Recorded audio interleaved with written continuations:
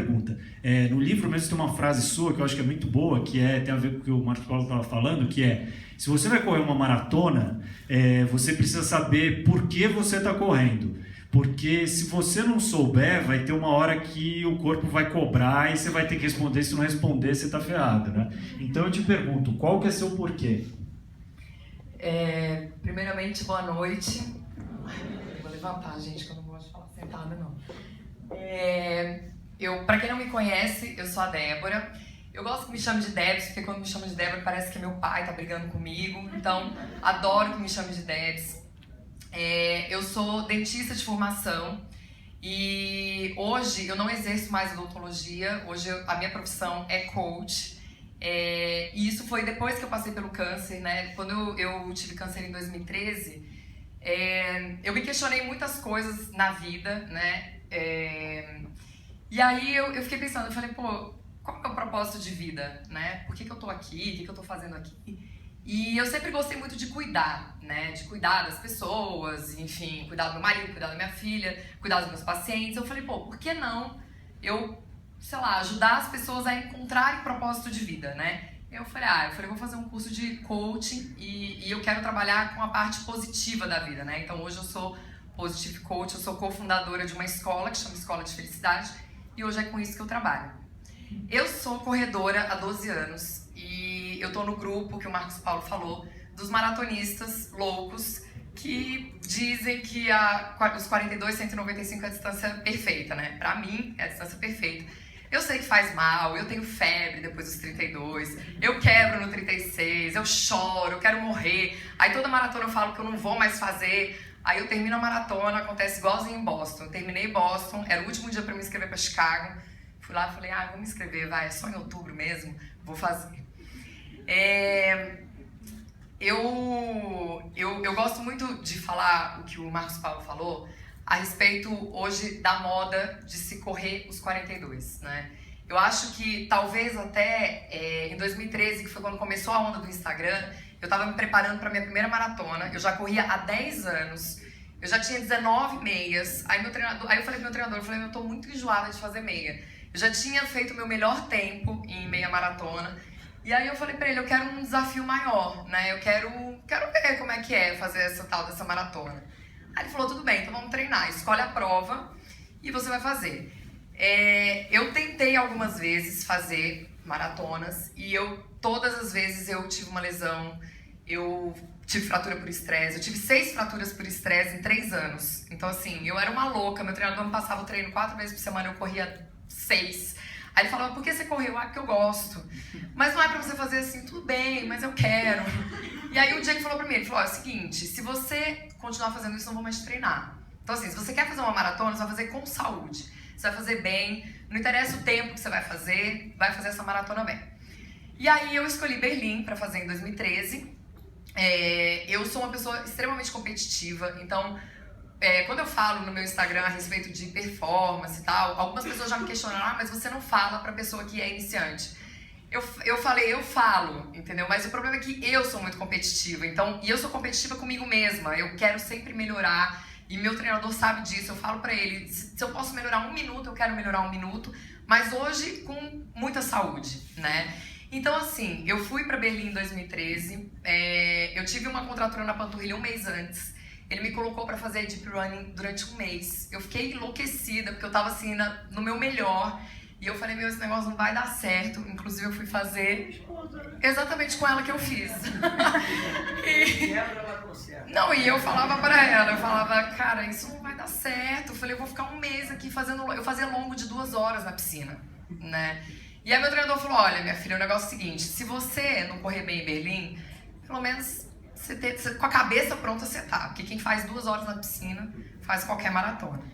E aí eu fui pra Berlim e foi daqueles dias, assim, foi a maratona mais perfeita que eu já fiz. Eu tenho 4 maratonas desde então e foi a maratona mais perfeita que eu já fiz. Eu não tive nada, eu não tive muro, eu não quebrei, eu suplementei bem, eu tava bem fisicamente, eu tava magra, tudo que o Marcos Paulo falou, eu tava ótima. Fiz o sub 3:30 que eu tanto queria, eu queria conseguir o índice para ir para Boston, que para quem não sabe é uma maratona que você só vai por índice, né? Então eu consegui o índice que eu queria. E aí quando eu voltei, eu tava assim no auge, né, do Instagram, aquela coisa de mídia social, e todo mundo falando, nossa, como ela corre muito. E eu tava, né, uhul, como eu sou, né? Aí cheguei e falei, bom, vou fazer meus exames de rotina. E aí, como o Marcos Paulo também disse, o Papai do Céu, ele sempre fica mandando uns recados, né? E eu acredito que o recado que ele tentou me mandar o ano de 2013 inteiro foi assim, por que você corre tanto, né?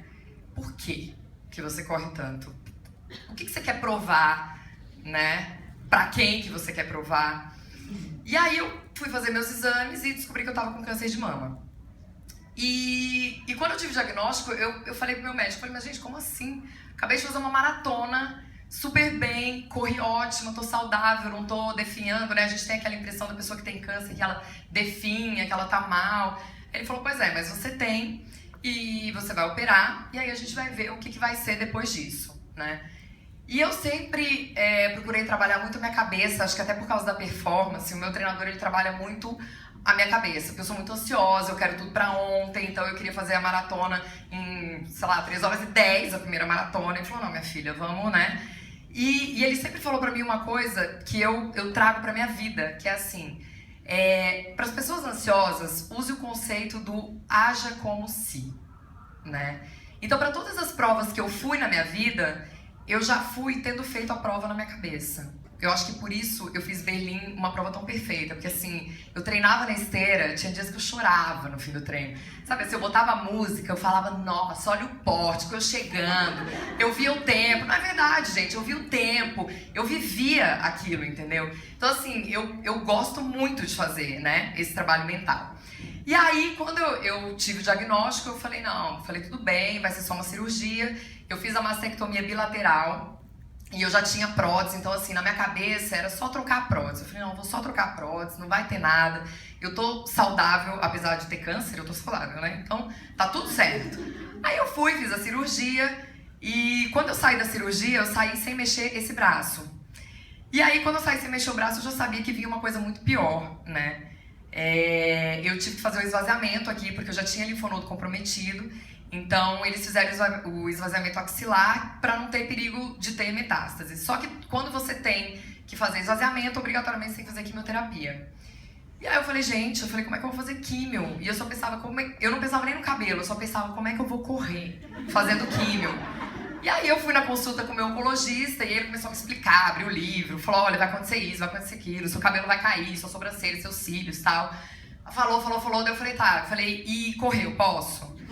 Aí ele falou, como assim correr? Eu falei, correr. Eu falei, eu não quero parar de correr. Correr, assim, pra mim é uma válvula de escape, sabe? Eu me sinto feliz, eu me sinto bem. Eu volto pra casa tranquila, meu marido fala, minha filha, que bom que você corre, porque senão você ia me deixar louco, né? E até minha filha ela fala, mamãe, você fica tão feliz quando você corre, então assim, né, não dava pra ficar sem correr. Aí ele falou, olha, Débora, assim, correr não é uma coisa, assim, das mais saudáveis, né? Ela meio que acaba com a imunidade e é uma coisa que você não pode ter. Você não pode acabar com a sua imunidade agora, durante o tratamento. Então assim, você pode correr no limite do seu cansaço, né? Ele meio que jogou a responsabilidade pra mim. E eu comecei a fazer a quimio dia 22 de janeiro de 2014 e eu corri durante mais ou menos 1 mês e meio. Então assim, eu ia pra academia carecona, né? O povo achava que eu era tipo modelo. Ai, raspou porque quis, porque eu ia pra esteira, corria igual uma maluca e tal. Até um dia que eu fiz a terceira quimio e aí eu realmente caí. E eu vi que a gente não manda absolutamente nada na nossa vida e que a gente não precisa fazer essa loucura de ficar correndo desenfreadamente, né?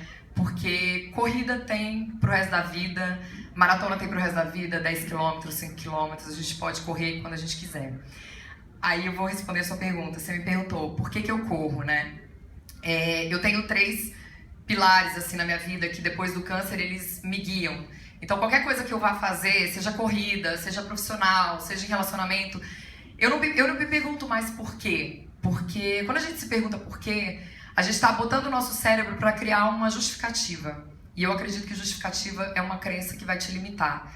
Então hoje, e desde que eu tive câncer, porque eu me perguntava por que comigo? Por que eu tô tendo câncer? A minha terapeuta disse assim pra mim, não se pergunta por quê, se pergunta pra quê. Pra que você teve? O que você precisa aprender com isso? Né? Então, hoje eu não me pergunto mais por que eu corro uma maratona. Eu me pergunto pra quê? Pra que eu corro 42? Né?